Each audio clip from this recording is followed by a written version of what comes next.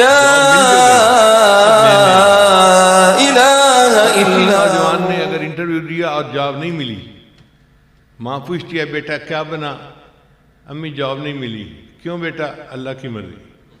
یعنی پٹھے کام تھے اللہ دی مرضی، اور جب اچھے تھے تو میں. یہ ہماری عادت ہے، ہم ناشکرے لوگ ہیں.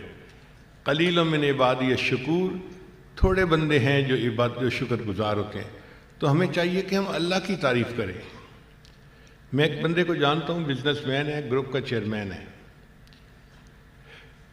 اور اللہ نے اس کو اتنا کھلا رزق دیا ہے کہ اگر وہ 40 فیملیز کا رزق اپنے ذمے لے لینا کہ میں ان کو سپورٹ کروں گا تو وہ کر سکتا ہے.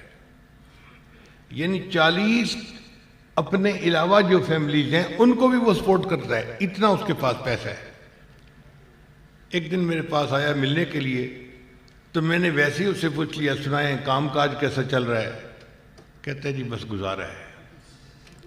جب اس نے کہا نا گزارا ہے تو میں نے کہا میرا دل چاہ رہا ہے کہ میں جوتا اٹھاؤں اور چند جوتے آپ کے سر کے اوپر لگاؤں. اب وہ گروپ کا چیئرمین کبھی تصور بھی نہیں کر سکتا تھا کہ کوئی مجھ سے ایسی بھی بات کر سکتا ہے. کہتے پیر صاحب کیوں، کیا بات ہوئی؟ میں نے کہا اللہ نے اتنا دیا کہ آپ کی ضرورت سے زیادہ 40 اور فیملی کو بھی آپ سپورٹ کر سکتے ہیں. حق تو یہ بنتا تھا کہ جب میں نے پوچھا کام کاج کیسا ہے، آپ کہتے جی میں اپنے اللہ پہ قربان جاؤں، اس نے تو میری اوقات سے مجھے زیادہ دیا ہے. میں تو شکر بھی ادا نہیں کر سکتا، مگر شکر ادا کرنے کے بجائے آپ نے منہ بنا کے کہہ دیا جی بس گزارا ہے. تو ہمیں اللہ تعالیٰ کی زیادہ شکر ادا کرنا چاہیے، تعریفیں خوب کرنی چاہیے. یہ اصول بنا لیں کہ جہاں اللہ کا تذکرہ آئے آپ لگ پڑیں اللہ کی تعریفیں کرنے میں، ایسے جیسے کہ ہم اللہ کے احسانات میں ڈوبے ہوئے ہیں. یہ اللہ کا ہمارے اوپر حق ہے کہ ہم اس کی تعریفیں کریں. تو فرمایا کہ وہ 2 کلمات ہیں، سبحان اللہ و بحمدہ، سبحان اللہ العظیم. یہ سبحان اللہ کا لفظ جو ہے نا یہ دل میں ٹھنڈ ڈال دیتا ہے. کبھی آپ محبت کے ساتھ اس کو پڑھیں، جیسے ماں بیٹے کا نام پکارتی ہے نا تو اس کو لگتا ہے کہ منہ میں مٹھاس آ گئی. یہ سبحان اللہ کا ذکر ایسا ہی ہے کہ بندہ سبحان اللہ کہتا ہے تو ایسے لگتا ہے کہ منہ میں مٹھاس آ گئی. زباں پہ بار خدایا یا کس کا نام آیا کہ میرے نطق نے بوسے میری زباں کے لیے.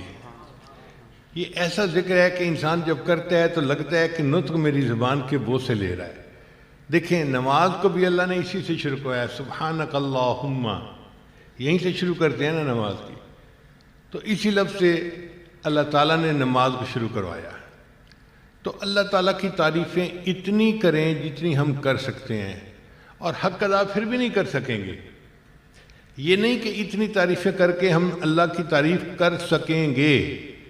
ہم پورا زور لگا لیں، جتنی تعریف کر سکتے ہیں کریں، تو ہم تعریف نہیں کر سکتے. اللہ تعالیٰ ایسا ہی ہے جیسے اس نے اپنی تعریفیں خود بیان کی ہیں، ہم تو اس کی تعریف کرنے سے ہی قاصر ہیں. ایک مچھر کو کوئی کہے کہ یہ سپر کمپیوٹر کی تعریف کرو تو مچھر کیا تعریف کرے گا؟ ہم مخلوق ہیں، ہمارے پاس وہ صلاحیت ہی نہیں کہ ہم تعریف کر سکیں. اللہ کو جو سب سے زیادہ جانتے تھے وہ اللہ کے محبوب حضرت محمد مصطفیٰ احمد مجتبی صلی اللہ علیہ وسلم ہیں، اور انہوں نے یہ فرما دیا اللہم لا احصی ثناء علیک، اے اللہ میں آپ کی تعریفوں کا احاطہ نہیں کر سکتا. انت، تو ایسے ہے، کما اثنیت علی نفسک، جیسے تو نے اپنی تعریف خود بیان کی ہے. تو اللہ تعالیٰ ایسا ہے جیسے اللہ نے اپنی تعریف خود بیان کی، ہم تو تعریف بھی نہیں کر سکتے. چنانچہ ہمارے سلسلہ کے ایک بزرگ تھے امام ربانی حضرت مجد علی ثانی رحمۃ اللہ علیہ، میں ان کی ایک عبارت آپ کو پڑھ کے سناتا ہوں کہ دیکھیں انہوں نے اللہ کی تعریف کیسے کی. فرماتے ہیں تمام تعریفیں اللہ تعالیٰ کے لیے ہیں جس نے امکان کو وجوب کا آئینہ اور عدم کو وجود کا مظہر بنایا. وجوب اور وجود اگرچہ حق سبحانہ کی صفات میں سے ہیں، لیکن حق سبحانہ تعالیٰ ان سے بلند ہے، بلکہ وہ اسماء و صفات سے، شؤون و اعتبارات سے، ظہور اور بطون سے، بروز اور مکون سے، تجلیات و ظہورات سے، موصول اور مفصول سے، مشاہدات اور مکاشفات سے، محسوسات اور معقولات سے، موہومات اور متخیلات سے بھی بلند ہے۔ وَهُوَ سُبْحَانَهُ وَتَعَالَى وَرَاءُ الْوَرَا ثُمَّ وَرَاءُ الْوَرَا ثُمَّ اللہ اس سے بھی بلند ہے، اس سے بھی بلند ہے، اس سے بھی بلند ہے۔ کسی حمد کرنے والے کی حمد اس کی ذات کی کنہ تک نہیں پہنچ سکتی، بلکہ تمام تعریفوں کی نہایت اس کی عزت کے پردوں سے نیچے ہی رہ جاتی ہے۔ اس ذات پاک نے اپنی تعریفیں آپ ہی کی ہیں اور اپنی حمد کو آپ ہی بیان کیا ہے، پس وہ ذات تعالیٰ آپ ہی حامد ہے اور آپ ہی محمود ہے۔ یعنی اللہ تعالیٰ نے اپنی تعریفیں خود بیان کی ہیں تو وہ خود ہی حامد ہے اور خود ہی محمود ہے، کوئی اور اس کی تعریف کر ہی نہیں سکتا، وہ اتنی بلند ذات ہے۔ اب یہاں پر ایک سوال پیدا ہوتا ہے کہ امام بخاری رحمۃ اللہ نے اس حدیث کو آخری حدیث کے طور پہ کیوں پسند فرمایا؟ اور بھی کوئی احادیث ہو سکتی تھیں، تو محدثین نے اس کے مختلف جواب دیے ہیں۔ ایک جواب تو یہ دیا ہے کہ اللہ کا حکم ہے اپنے حبیب صلی اللہ علیہ وسلم کو فسبح بسم ربک حین تقوم، اے میرے محبوب جب آپ مجلس سے کھڑے ہوئے تو اللہ کی حمد بیان کیجئے، تسبیح بیان کیجئے۔ تو نبی علیہ السلام نے اس آیت مبارکہ کے اوپر عمل فرمایا۔ تو امام بخاری چونکہ اتباع سنت میں بہت خاص اہتمام کرتے تھے، انہوں نے بھی کہا کہ میں وہی کروں گا جو میرے آقا صلی اللہ علیہ وسلم کرتے تھے، اس لیے انہوں نے آخری حدیث تسبیح لکھی اور پھر کھڑے ہو گئے کام کو مکمل کر کے۔ دوسری بات یہ کہ نبی علیہ السلام کو اللہ نے عمر کے آخری حصے میں تسبیح زیادہ کرنے کا حکم دیا۔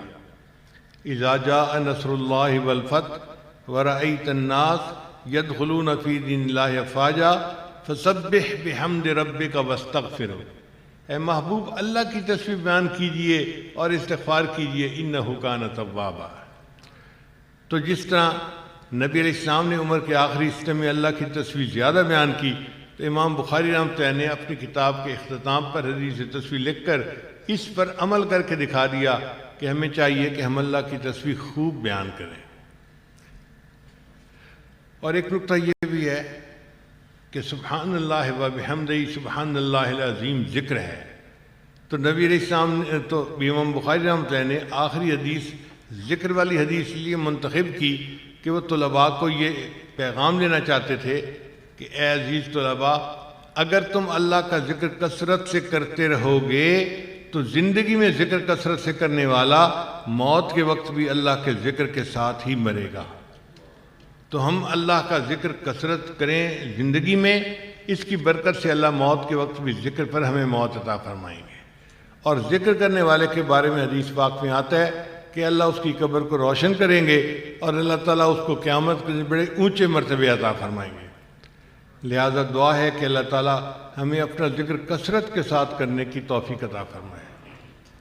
جب میں نے اپنے استاد سے بخاری شریف کی حدیث پڑھی تو میں نے عرض کیا کہ استاد جی میرے ذہن میں ایک بات آ رہی ہے۔ کہنے لگی کیا بات آ رہی ہے؟ میں نے کہا کہ پنجابی میں کہتے ہیں کہیں نو کہیں دی تے بلی نو دہیں دی، کہ کسی کو کسی کی فکر ہوتی ہے اور بلی کو ہر وقت دہی کی سوچ ہوتی ہے جو اس کا غم یہی۔ تو میں نے کہا استاد جی میں چونکہ ذکر و سلوک کی لائن کا بندہ ہوں نا، تو ہمارے پاس بہت لوگ آتے ہیں، پریشان ہوں، کوئی پڑھنا بتا دیں، بیٹا بیمار پڑھنا بتا دیں، بیوی ناراض پڑھنا بتا دیں، کاروبار اچھا نہیں پڑھنا بتا دیں، تو بہت لوگ پڑھنے کے لیے آتے ہیں۔ تو میرا گمان یہ ہے کہ امام بخاری رحمۃ اللہ نے حدیث تسبیح اس لیے بیان کی آخر میں کہ انہوں نے طلباء کو ایک عمل بتا دیا کہ عزیز طلباء، اب بخاری شریف تو ختم ہو گئی، اب تم اپنے گھروں کو جاؤ گے اور پریکٹیکل لائف میں تمہارا واسطہ پڑے گا۔ کوئی بندہ جاب کرے گا، کوئی کاروبار کرے گا، کوئی قرضوں میں پھنسے گا، کوئی مشکل میں پھنسے گا، تو پریشان ہو کے کہے گا کہ بھائی میں اب کیا کروں ان حالات کے مسئلوں سے نکلنے کے لیے۔ بچیاں جائیں گی اپنے گھروں میں، ماں باپ ان کے رشتے کر دیں گے، مگر کچھ بچیاں ایسی بھی ہوں گی کہ تعلیم بھی مکمل ہو گئی، شادی کی عمر کو بھی پہنچ گئیں، مگر رشتے نہیں آتے۔ اب بچیاں خود تو نہیں کر سکتی، وہ حالات کے اندر بند ہو جاتی ہیں، کر بھی کچھ نہیں سکتے اور نکلنے کا راستہ بھی نظر نہیں آتا۔ تو امام بخاری رحمۃ اللہ نے ان کو عمل بتا دیا کہ اگر تم تسبیح کا ذکر زیادہ کرو گے تو اللہ تعالیٰ تمہیں ان حالات میں سے نکال دیں گے۔ اور اس کی دلیل یہ ہے کہ یونس علیہ السلام ایک پیغمبر تھے جو مچھلی کے پیٹ میں چلے گئے تھے۔ اب مچھلی کے پیٹ میں ان کو سمجھ نہیں لگ رہی تھی کہ باہر نکلنے کی کیا ترکیب ہے، کوئی مخرج نہیں نظر آتا تھا۔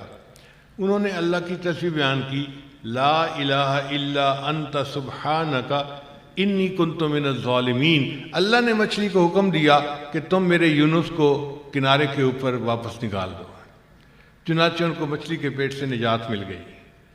اللہ تعالیٰ قرآن میں فرماتے ہیں فلولا انہ کان من المسبحین، اگر یونس علیہ السلام میری تسبیح بیان کرنے والے نہ ہوتے للبث فی بطنہ الی یوم یبعثون، تو وہ قیامت تک